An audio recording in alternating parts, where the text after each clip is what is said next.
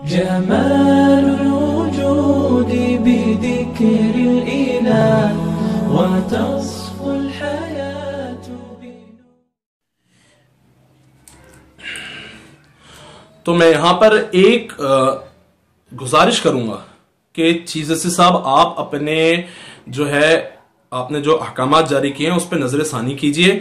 خدا را کسی کے دباؤ میں نہ آئیے. آپ باعزت اور ایک محترم انسان ہے. آپ ایک بہت زبردست کام پاکستان کے اندر کر رہے ہیں. خدا را اس عمل کے ذریعے نہ اپنی دنیا خراب کیجئے نہ اپنی آخرت خراب کیجئے.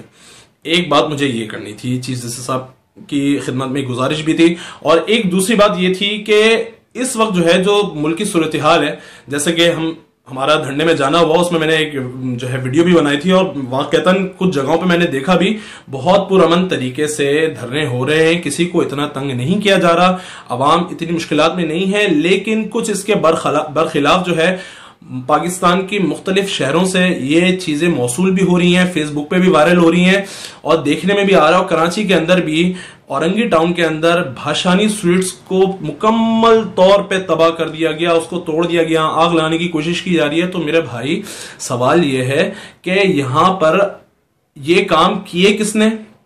ہم اپنے بھائیوں کا نقصان کر رہے ہیں, ہم مسلمان ہو کے اپنے مسلمان بھائیوں کا نقصان کر رہے ہیں. یہ کہاں کی عقل مندی ہے کہ معاملہ چل کس کا حوالے سے رہا ہے؟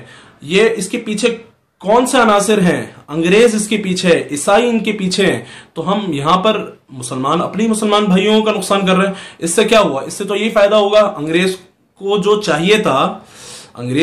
چاہیے تھا وہ تو اس نے کر لیا. یہ ہم اس کو آسیہ کو باعزت طریقے سے ہم بری بھی کروا دیں گے اور پاکستان سے بھی نکال لیں گے, اور یہ لوگ آپس میں لڑتے رہیں گے, کھپتے رہیں گے. سوچنے والی بات ہے, اس بات کو سوچئے, عقل کے ناخن لیجئے. خدا را اپنے مسلمان بھائیوں کا نقصان مت کیجئے. اگر ہم یہ سمجھتے ہیں کہ ہم بہت اچھا کام کر رہے ہیں, تو یہ اچھا کام نہیں ہے. دیکھیں اس کے اندر پھر وہ قرآن کریم کی جو آیت ہے نا, وَإِذَا قِيلَ لَهُمْ لَا تُفْسِدُوا فِي الْأَرْضِ قَالُوا إِنَّمَا نَحْنُ مُصْلِحُونَ. جب ان سے کہا جاتا ہے کہ آپ فساد مت کیجئے, جب ان سے کہا جاتا ہے کہ فساد مت کرو, تو وہ کیا کہتے ہیں کہ ہم تو اصلاح کرنے والے ہیں.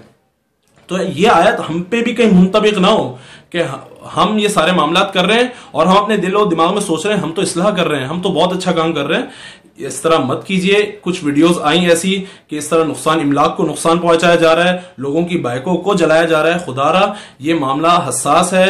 اس معاملے کے اندر پرامن طریقے سے دھرنا دیا جائے اور پریشرائز کیا جائے اعلی حکام کو, چیف جسٹس صاحب کو, اور اس طریقے سے کسی بھی طرح وہ معاملہ وہ اوپر کی طرف جائے, اور آسیہ ملعونہ کا معاملہ دوبارہ وہ ریکیس ہو, اور اس کو سزائے موت کی سزا سنا دی جائے. سنا دی نہیں جائے, باقاعدہ اس پہ فوراً اس حکم پر عمل ہو. جو حکم پہلے بھی آ چکا, اب دوبارہ اس بار ہم اس پوری کوشش میں پورا پاکستان کہ دوبارہ اس کو سزا سنائی جائے اور اس پر فوراً وہ عمل کیا جائے.